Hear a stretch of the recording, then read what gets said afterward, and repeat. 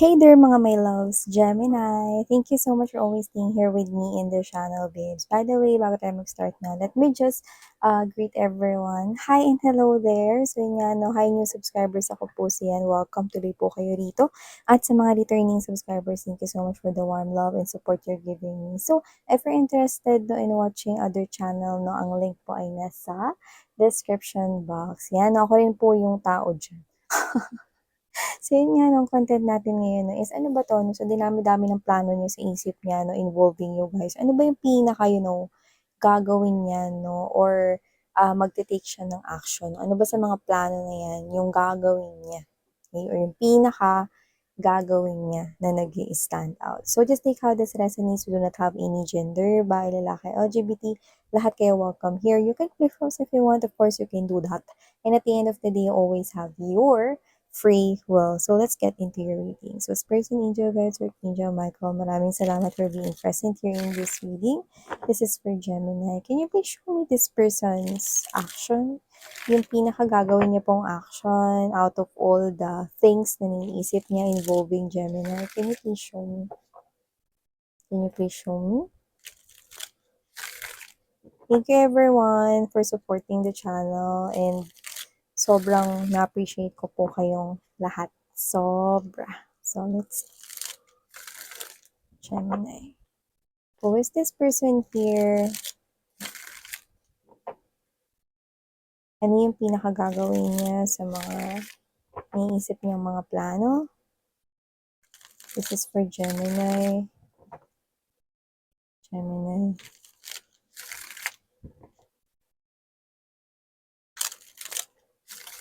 This person's watching you closely online. Looking at your photos, maybe looking at your profile. Actually, I'm seeing someone here zooming in. Di ba pag pinindot mo yung photo, pag ginanyan mo yung hand mo, no, lalaki yung photo. So, I'm seeing someone here zooming in. Yan, no, ang inyong picture. Yan. So, let's see. Watching you closely. Gaano ka-close, no? Yung kita na yung pores. Ganun ka-close. So, this person here, I think, keeps on doing that, no? Yung bibisitahin niya yung profile mo, titingnan yung picture mo. So, definitely, this person here is not just thinking about you, but definitely visiting your profile. Or maybe, this person here could be, hindi naman stalking, pero posibleng kung alam niya kung saan ka nakatira, no? Pag napapadaan siya ron, napapatingin siya dun sa house ninyo or dun sa workplace ninyo, napapatingin siya dun sa building.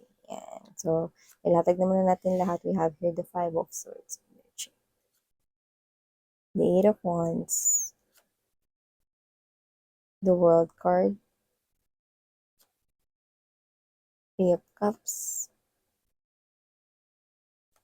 The Moon.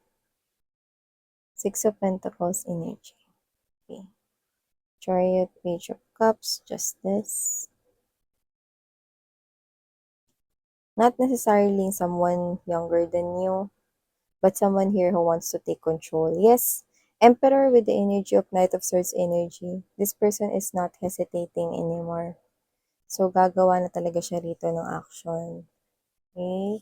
So, nakikita ko na parang kinakausap niya na ngayon yung mga people around you. Could be your friends, no? And trying to win an argument, no? Dito. Between your friends at siya. Yan. No? So, maaring meron ditong mga friends mo na posibleng kampi sa'yo. May kampihan na kukuha tayo dito. Or pwedeng alam nila yung kwento, no? At alam nila na posibleng nadihado ka nitong person na to before, no? But this time, I'm picking up that this person here is doing his or her very best to fix whatever it is that he or she needs to fix because there's an issue, no?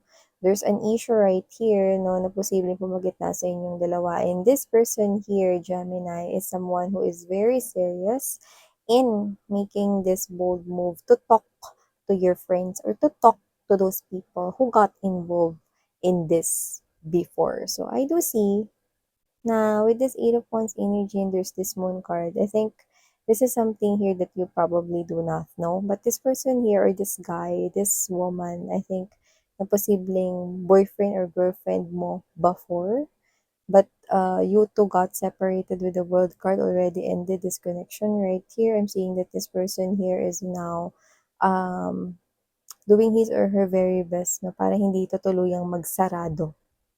Okay? Ano ibig sabihin, Miss yan? Oo, matagal na kayo na parang hiwalay, hindi nag-uusap, or whatever, no? Ang ibig niya sabihin is ayaw niya yung klase ng energy na magstay siya rito sa mundo kung saan wala ka. So, ibig sabihin, kahit nag-end na yung connection ninyo, no, gagawin niya yung lahat para hindi yun tuluyang mag-end for good. Like, yung hindi ka na niya makikita ever or whatever, no? So, this person here will definitely talk to you because ayaw niya na matapos ng tuluyan ang inyong connection. Kahit na matagal na itong nag-end, gusto niya ito na magpatuloy. Kumbaga, parang ayaw niyang tuluyang isara ang inyong chapter na dalawa. Yan. No? So, this person, I think, pag nagkausap kayo, it's possible that this person here will probably talk to you in person. Pwedeng pag-sendan ka niya rito ng message, no? Pwedeng marinig mo na rin magmula sa mga kaibigan mo na kinausap sila ng friend, ng ex mo, no? Ex-boyfriend mo or ex-girlfriend mo rito, no? Itong mga friend around you, no? At posibleng hindi maganda yung sabihin ng mga friend mo sa'yo at posibleng magsabi rin sila sa'yo rito na, ay nako, huwag mo na kausapin yan girl. Or parang, ay pre, huwag mo na kausapin yan.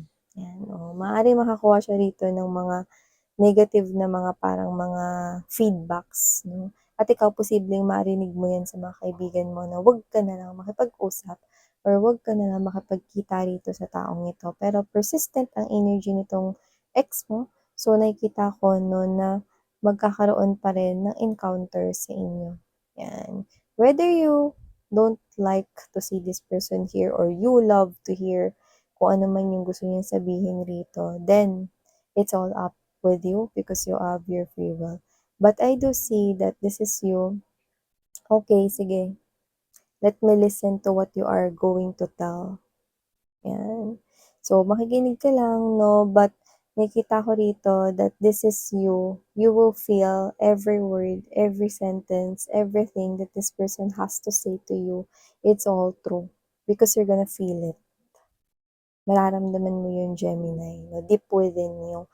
I do pick up that this is something here na posibleng um, maniwala ka sa mga sasabihin niya kasi mararamdaman mo. However, if this person will try to tell you na bigyan mo siya ng chance na maging kayo, no? Iba to dun sa pinagbigyan mo siya na makinig ka sa kanya, no? Kasi iba namang matter ito, no? However, pagka tinanong niya sa'yo dito, no, kung pagbibigyan or pwede mo ba siyang pagbigyan in terms of love, na bumalik ka sa kanya rito, I think this is something here na posibleng pag-isipan mo ng matagal or you're gonna say no right away. Yan.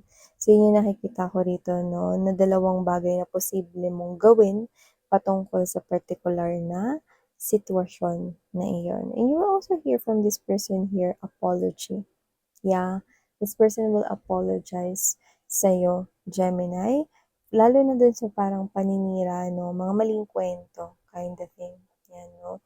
And hindi ko rin itatatawa na meron ditong lumabas na third party. Pwedeng matanda yun sa kanya or mas matanda siya dito. May age gap, posibleng malaki, no. Maaaring yun ay specific na clue to someone watching this reading right now. Yan. And also, lahat ng age sa tarot ha, na-mention natin kasi, strongly nating nakuha. So, and also, nakikita ko rito that if this person here is married or once married sa inyo, and you have here a child or children, nakikita ko rito that this person will start supporting that. Ba't ngayon lang miss yan? Eh, ngayon lang siya natauhan.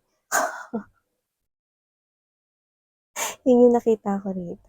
So, kung sino man 'tong energy na 'to, no, nakikita ko rito na susuportahan niyo na yung anak ninyo, kung may anak man kayo or mga anak, no. Yan, nakikita ko rito, no. Yan, oo nga, dapat naman pa siya nagsuporta dahil mga anak niya naman yun. Pero, ewan ko, ito yung mga pinagagawa niya, eh, no. Mga parang hindi pa siya gano'n ka-matured siguro nung time na yun. And ngayon, I think this person wants to fix his or her life. That's why he or she is doing this. Gemini. And also, nakikita ko rito that posibleng meron ditong mga tao na sumusuporta sa likod niya, mga close friends niya 'to na, "Sige, para wala ka na lang din pagsisihan pre, sige kausapin mo na si Gemini." Yan. O kaya, "Sige para lang rin mabunutan ka na ng tinik anak, sige kausapin mo na yan si Gemini." Yan. So, nakakuha tayo ng suporta sa mga tao sa paligid niya na parang, "O sige, kahit alam na namin na mare-reject ka ni Gemini pre, sige tuloy mo na yan." Yan. So, nakikita ko rito na no matter what happen, I think this person here will still choose na gawin na ito. Lumapit sa inyo, humingi ng tawad, 'no, pakinggan ninyo, 'no, pero I think hindi mo maibibigay sa kanya yung makipagbalikan sa kanya. If this is your reading, ha. Kasi I think yung iba sa inyo posibleng pamilyado na rin ngayon, or pamilyado na pagka lumapit itong tao na 'to sa inyo. Yung iba puwedeng recently lang, newlywed kayo, 'yan, congratulations. And yung iba naman nakikita ko 'no, kasal na kayo 'pag lumapit ito. May iba na kayong minamahal, 'no? So, hindi ko naman nakikita nung papakanta siya, "Naku ako na lang sana." Pero nakikita ko rito 'no, Gemini, na posibleng pagsisihan niya, 'no, na nahuli siya ng dating dito, na nahuli siya rito ng paglapit sa'yo. This person kasi could had played games with you in the past. Kung anong klaseng game, Dota man 'yan 'no, Crossfire or COD. Hindi po yung cash on delivery 'no, Call of Duty, 'yan, oh. Yes, naglalaro din po kasi ako. Sino mga waves 'no, nakikita ko rito na posibleng nag-played siya ng mga games with you, mind games before 'no. Maaaring pinasakit nito yung ulo ninyo at puwedeng ginawa rin kayong manghuhula nito kung nasaan siya kapag hinahanap mo siya, 'di ba? Posibleng di siya nagpapaalam, di nagte-text, di nagsasabi noon 'no. Pinakita kasi yun dito sa'kin 'no. So, whatever the case may be, this person is coming in. Okay, gusto niya ritong i-clean lahat ng mga mess na ginawa niya rito, 'no, at nagbabakasakali, 'no, na baka alam mo 'yun, 'no, magkaroon rito ng muling pagkabuhay or pagsibol ng pagmamahal mo sa kanya. Pero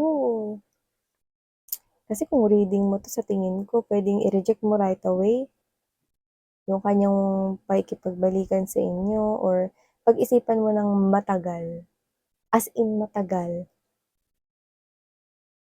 I think para yun dun sa mga tao na may natitira pang konting pagmamahal sa kanya, pero yun nga dahil pag-iisipan mo ng matagal hindi ka na sigurado talaga kung siya pa yung gusto mo, 'di ba?